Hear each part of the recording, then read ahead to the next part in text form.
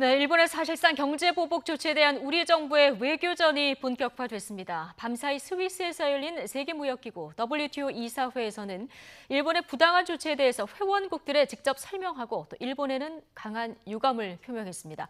도쿄 연결해 보겠습니다. 황보현 특파원. 네, 도쿄입니다. 예. 자, 이번 국제회의에서 우리 정부가 어떤 부분을 강조했는지 이 부분부터 좀 정리를 해보죠.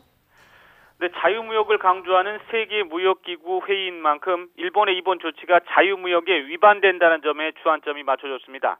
밤사이 스위스 제네바에서 열린 회의는 세계무역기구 WTO 상품무역 이사회입니다.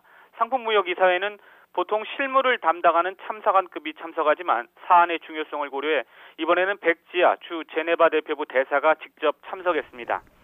일본의 수출 규제는 애초 안건에 없었지만 정부는 추가 의제로 긴급 상정할 필요성을 의장에게 설명하고 의장이 이를 수용하면서 마지막 의제로 채택됐습니다.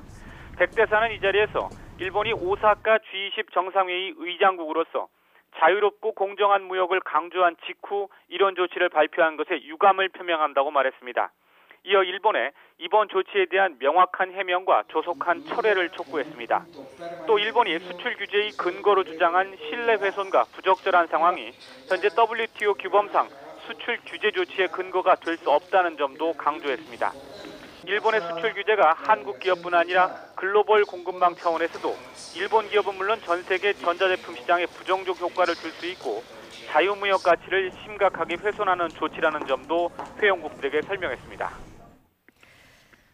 네, 일본 측도 회의에 참석을 했을 텐데 어떤 반응을 보였습니까?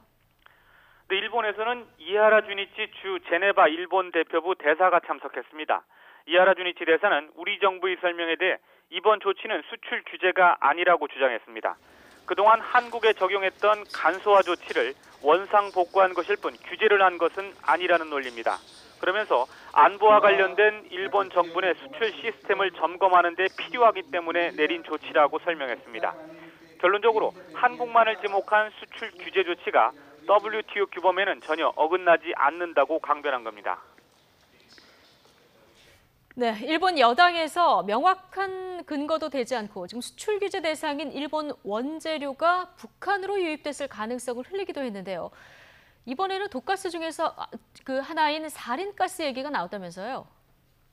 그렇습니다. 일본 정부가 수출 규제에 나선 것은 일본산 원재료가 독가스인 사린가스로 전용될 가능성이 있었기 때문이라는 겁니다.